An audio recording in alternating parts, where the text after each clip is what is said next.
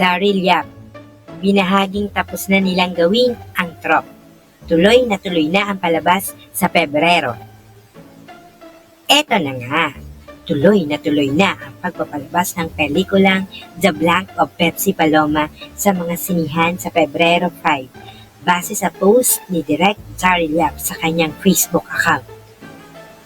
Sa isang emotional na post, ibinahagi ng kontrobersyal na direktor na si Daryl Yap ang masalimuot na proseso sa paggawa ng kanyang pelikulang trop.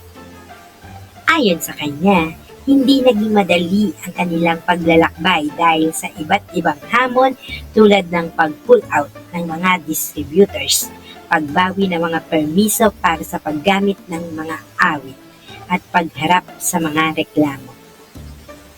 Sa kabila ng mga pagsubok, natapos ng kanyang koponan ang pelikula at lubos ang pasasalamat ni Daryl sa mga musikero na tumulong upang magkaroon ng isang all-original soundtrack ng trop. Sinabi niya, "Hindi ko ito makakalimutan." Bilang pasasalamat sa lahat ng tumulong at sumuporta sa kanilang proyekto.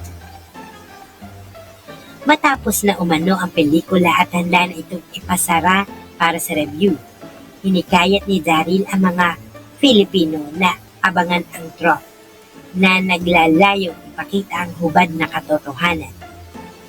Samantala, patuloy namang hinikayat ni Daryl Yap ang manonood na suportahan ang kanyang proyekto na aniyang hindi lamang isang simpleng pelikula kundi isang paraan upang may bahagi ang aniyay totoong nangyari kay Pepsi.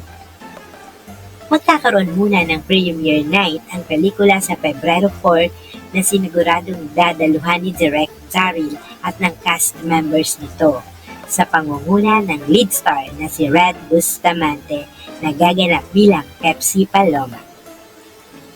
Daryl Yap was born in Olongapo, Zambales, to his parents who are school teachers.